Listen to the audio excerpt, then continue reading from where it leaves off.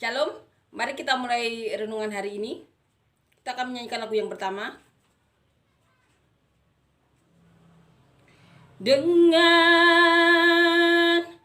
hati bersyukur pada Allah yang kudus, syukur diberikan karena anaknya Yesus. Kini yang lama berkata ku kuat, yang miskin berkata ku kaya, karena perbuatannya pada kita. Kini yang sakit berkata ku sembuh, yang susah berkata ku senang, karena perbuatannya pada kita.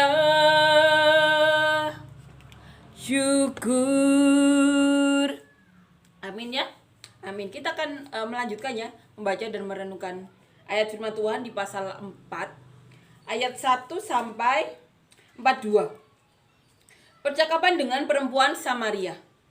Ketika Tuhan Yesus mengetahui bahwa orang-orang Farisi telah mendengar bahwa ia memperoleh dan membaptis murid lebih banyak daripada Yohanes, meskipun Yesus sendiri tidak membaptis melainkan murid-muridnya, ia pun meninggalkan Yudea dan kembali lagi ke Galilea. Ia harus melintasi daerah Samaria. Maka sampailah ia ke sebuah kota di Samaria yang bernama Sikar, dekat tanah yang diberikan Yakub dahulu kepada anaknya Yusuf. Di situ terdapat sumur Yakub. Yesus sangat letih oleh perjalanan. Karena itu ia duduk di pinggir sumur itu. Hari kira-kira pukul 12. Maka datanglah seorang perempuan Samaria hendak menimba air. Kata Yesus kepadanya, "Berilah aku minum." Sebab murid-muridnya telah pergi ke kota membeli makanan. Maka kata perempuan Samaria itu kepadanya, "Masakan engkau, seorang Yahudi, minta minum kepadaku, seorang Samaria?" Sebab orang Yahudi tidak bergaul dengan orang Samaria. Jawab Yesus kepadanya, "Jikalau engkau tahu tentang karunia Allah, dan siapakah dia yang berkata kepadamu, 'Berilah aku minum,' niscaya engkau telah meminta kepadanya, dan ia telah memberikan kepadamu air hidup." Kata perempuan itu kepadanya, "Tuhan, engkau tidak punya timba, dan sumur ini amat dalam. Dari manakah engkau memperoleh air hidup itu? Adakah engkau lebih besar daripada bapa kami Yakub, yang memberikan sumur ini kepada kami, dan yang telah minum sendiri dari dalamnya, ia serta anak-anaknya dan ternaknya?" Jawab Yesus kepadanya, "Barang siapa minum air ini, ia akan haus lagi. Tetapi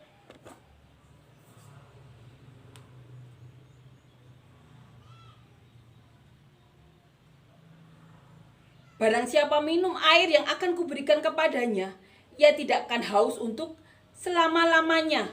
Sebaliknya, air yang akan kuberikan padanya akan menjadi mata air di dalam dirinya, yang terus-menerus memancar sampai kepada hidup yang kekal." Kata perempuan itu kepadanya, "Tuhan, berikanlah aku air itu, supaya aku tidak haus dan tidak usah datang lagi ke sini untuk menimba air." Kata Yesus kepadanya, "Pergilah, panggillah suamimu dan datang ke sini." Kata perempuan itu, "Aku tidak mempunyai suami." Kata Yesus kepadanya, "Tepat katamu, bahwa engkau tidak mempunyai suami, sebab engkau sudah mempunyai 5 suami, dan yang ada sekarang padamu bukanlah suamimu. Dalam hal ini engkau berkata benar." Kata perempuan itu kepadanya, "Tuhan, Nyata sekarang padaku bahwa engkau seorang nabi. Nenek moyang kami menyembah di atas gunung ini, tetapi kamu katakan bahwa Yerusalemlah tempat orang menyembah. Kata Yesus kepadanya, percayalah kepadaku, hai perempuan. Saatnya akan tiba bahwa kamu akan menyembah Bapa bukan di gunung ini dan bukan juga di Yerusalem. Kamu menyembah apa yang tidak kamu kenal. Kami menyembah apa yang kami kenal. Sebab keselamatan datang dari bangsa Yahudi. Tetapi saatnya akan datang dan sudah tiba sekarang, bahwa penyembah-penyembah benar akan menyembah Bapa dalam roh dan kebenaran. Sebab Bapa menghendaki penyembah-penyembah demikian. Allah itu roh, dan barang siapa menyembah Dia harus menyembahnya dalam roh dan kebenaran. Jawab perempuan itu kepadanya, aku tahu bahwa Mesias akan datang, yang disebut juga Kristus. Apabila ia datang, ia akan memberitakan segala sesuatu kepada kami. Kata Yesus kepadanya, akulah Dia yang sedang berkata-kata dengan engkau. Pada waktu itu datanglah murid-muridnya, dan mereka heran bahwa ia sedang bercakap-cakap dengan seorang perempuan. Tetapi tidak seorang pun yang berkata, apa yang engkau kehendaki atau apa yang engkau percakapan dengan dia. Maka perempuan itu meninggalkan tempayannya di situ, lalu pergi ke kota dan berkata kepada orang-orang yang di situ, mari, lihatlah, di sana segala sesuatu yang telah kuperbuat. Mungkinkah Dia Kristus itu? Maka mereka pun pergi keluar kota lalu datang kepada Yesus.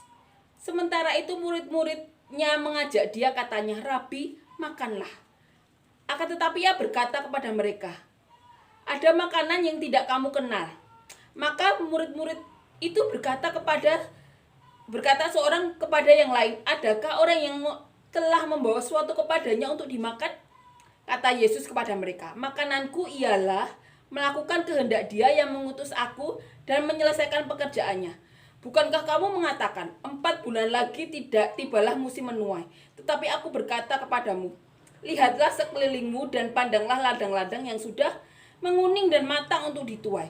Sekarang juga penuai telah menerima upahnya dan ia mengumpulkan buah untuk hidup yang kekal, sehingga penabur dan penuai sama-sama bersukacita. Sebab dalam hal ini benarlah peribahasa yang seorang menabur yang lain menuai. Aku mengutus kamu untuk menuai apa yang tidak kamu usahakan. Orang-orang lain berusaha dan kamu datang memetik hasil usaha mereka. Dan banyak orang Samaria dari kota itu telah menjadi percaya kepadanya karena perkataan perempuan itu yang bersaksi, ia telah mengatakan kepadaku segala sesuatu yang telah kuperbuat. Ketika orang-orang Samaria itu sampai kepada Yesus, mereka meminta kepadanya supaya ia tinggal pada mereka, dan ia pun tinggal di situ 2 hari lamanya.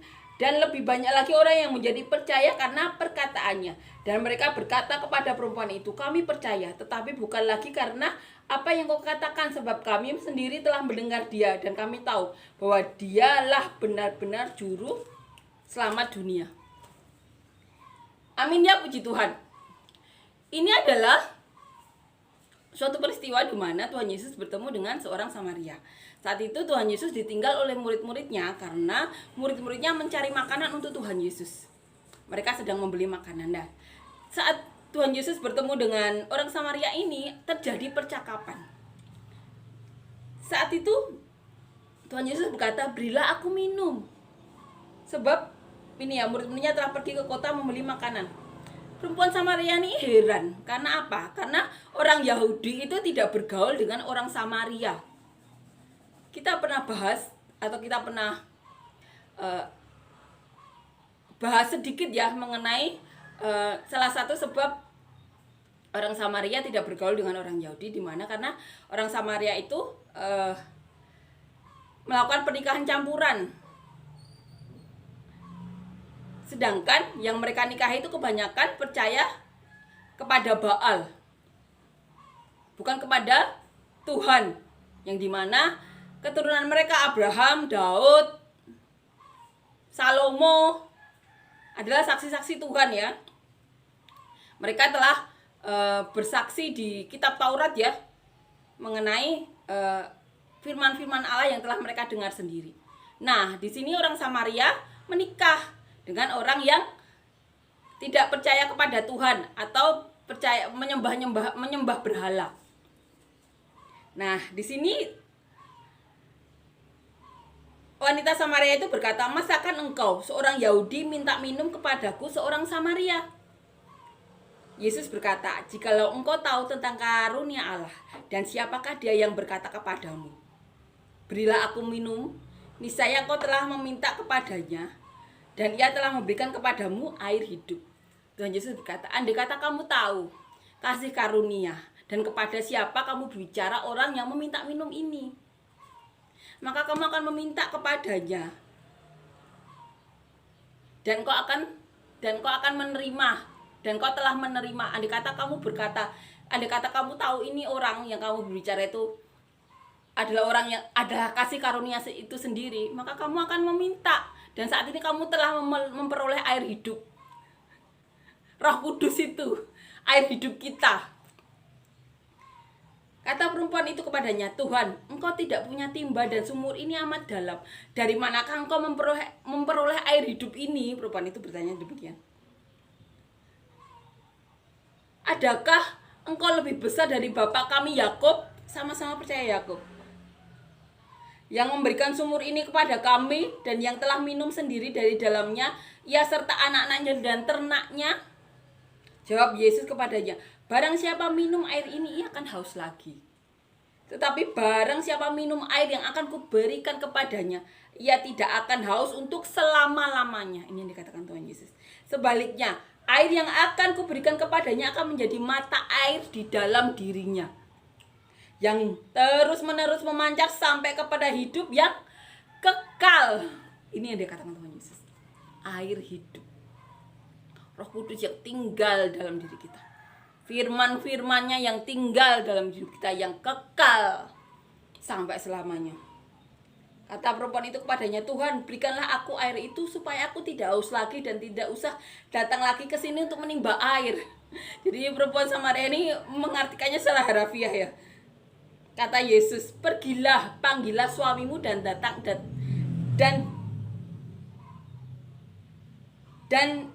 sini. Jadi suruh manggil suaminya. Tapi perempuan ini tidak punya suami. Dan kemudian Tuhan Yesus berkata, betul sekali, kamu tuh sebenarnya punya 5 suami, tapi saat ini kamu tinggal dengan seseorang yang bukan suamimu. Jadi benar kamu berkata, kamu tidak mempunyai suami, karena tinggal dengan yang bukan suaminya, walaupun sudah 5 kali menikah.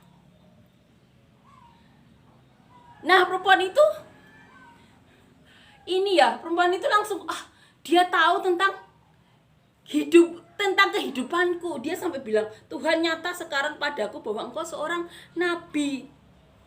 Nenek moyang kami menyembah di atas gunung ini, tetapi kamu katakan bahwa Yerusalem tempat orang menyembah. Kata Yesus, percayalah kepadaku, hai perempuan, saatnya akan tiba bahwa kamu akan menyembah Bapa bukan di gunung ini dan bukan juga di Yerusalem. Kamu menyembah apa yang tidak kamu kenal, kami menyembah apa yang kami kenal, sebab keselamatan datang dari bangsa Yahudi. Sebab keselamatan itu, Tuhan Yesus kan orang asli Yahudi ya. Jadi dikatakan keselamatan itu datang dari bangsa Yahudi. Karena apa? Tuhan Yesus orang Yahudi. Karena Tuhan Yesus adalah rahmat dan belas kasihan itu sendiri. Kasih karunia itu sendiri yang melindungi kita dari hukum Taurat yang mustahil bisa membuat kita, dimana kita bisa 100% tidak melakukan dosa. Itu kan hal yang mustahil bagi manusia. Sedang Tuhan katakan pikiran yang jahat aja itu sudah dikategorikan dosa kan? Atau hal-hal yang kecil itu dosa kecil, dosa besar di mata Tuhan sama. Maka surga itu mustahil bagi manusia kalau dengan usahanya sendiri. Tapi Tuhanlah, Bapa Allah lah ya yang mengutus anaknya yang tunggal, mengirimkan belas dan rahmat, belas kasihan, rahmat dan belas kasihan itu sendiri, yaitu Tuhan Yesus ini ya. Sebab Bapa kami menghendaki tetapi saatnya akan datang dan tiba sekarang bahwa penyembah-penyembah benar akan menyembah Bapa dalam roh dan kebenaran. Sebab Bapa telah menghendaki penyembah-penyembah demikian. Allah itu roh, dan barang siapa menyembah Dia harus menyembahnya dalam roh dan kebenaran. Jadi dikatakan di sini ya, Siapapun yang menyembah Allah Bapa Tuhan harus dengan roh dan kebenaran. Amin ya. Jawab perempuan itu, aku tahu bahwa Mesias akan datang yang disebut juga Kristus. Apabila ia datang, ia akan memberitakan segala sesuatu kepada kami. Ini kata perempuan itu. Kata Yesus, akulah dia yang sedang berkata-kata dengan engkau. Tuhan Yesus menyatakan dirinya kepada perempuan berdosa ini yang punya suami 5, bahkan saat itu tinggal dengan laki-laki yang bukan suaminya. Nah, waktu itu murid-murid Tuhan Yesus datang dan heran, tapi mereka tidak bertanya kepada Tuhan Yesus ataupun kepada perempuan Samaria itu.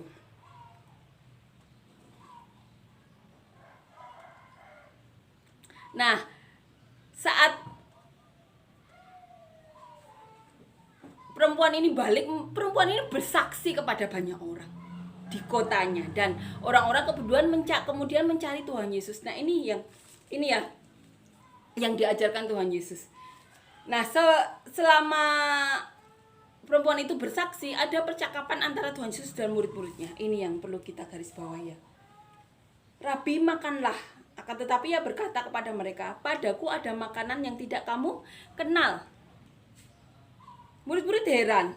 Adakah orang yang telah membawa sesuatu kepadanya untuk dimakan? Mereka juga mengartikan secara harafiah ya. Kata Yesus kepada mereka, makananku ialah melakukan kehendak Dia yang mengutus aku dan menyelesaikan pekerjaannya. Jadi makanan Tuhan Yesus itu apa? Makanan rohnya itu apa? Melakukan segala kehendak Bapa Allah dan menyelesaikan segala pekerjaannya. Pekerjaan yang memang ditaruh di pundak Tuhan Yesus untuk diselesaikan Tuhan Yesus selama Tuhan Yesus di muka bumi ini. Bukankah kamu mengatakan 4 bulan lagi tibalah musim menuai? Tetapi aku berkata kepadamu, lihatlah sekelilingmu dan pandanglah ladang-ladang yang sudah menguning dan matang untuk dituai. Sekarang juga penuai telah menerima upahnya dan ia mengumpulkan buah untuk hidup yang kekal. Sehingga penabur dan penuai sama-sama bersukacita. Ini dikatakannya, penabur dan penuai sama-sama bersukacita. Tuhan mengatakan ya, kalau mengenai penuaian itu pasti diartikan apa? Orang-orang itu yang harus dituai. Orang-orang itu, ladang yang telah menguning itu manusia-manusia itu, di mana Tuhan Yesus saat itu berkata-kata dengan wanita tersebut dan wanita tersebut bersaksi. Nah, orang-orang yang telah menjadi kesaksian, yang mendengar kesaksian perempuan itu adalah ladang yang telah menguning itu, yang siap dituai oleh murid-murid Tuhan Yesus. Dan banyak orang Samaria dari kota itu telah menjadi percaya kepadanya, percaya kepada Tuhan Yesus karena perkataan perempuan itu. Jadi mereka percaya kepada Tuhan Yesus karena perkataan perempuan itu yang telah menerima segala penerimaan Tuhan Yesus, di mana orang Yahudi kan tidak mau bergaul, tapi Tuhan Yesus mau bergaul dengan orang Samaria itu, bahkan minta minum. Maka perempuan itu hatinya terketuk, kemudian bercakap-cakap. Kemudian Tuhan Yesus bernubuat yang mengetahui kehidupan perempuan itu padahal tidak mengenal sama sekali. Ia mengatakan kepadaku segala sesuatu yang telah kuperbuat. Ini perkataan wanita tersebut. Ketika orang-orang Samaria itu sampai kepada Yesus, mereka meminta kepadanya supaya ia tinggal pada mereka. Kemudian Tuhan Yesus tinggal 2 hari bersama mereka. Dan mereka berkata kepada perempuan itu, kami percaya, tetapi bukan lagi karena apa yang kau katakan. Sebab kami sendiri telah mendengar Dia dan kami tahu bahwa Dialah benar-benar juru selamat dunia. Ini yang dikatakan orang-orang tersebut. Amin ya. Ladang telah menguning, siap untuk dituai.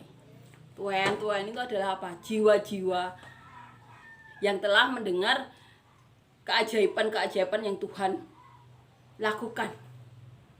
Bahkan Tuhan kita masih berbicara kan sampai sekarang, salah satunya kepada saya. Banyak orang yang telah mendengar kisah ini. Itu adalah jiwa-jiwa yang siap dituai. Amin ya. Amin. Kita akan menyanyikan lagu yang kedua.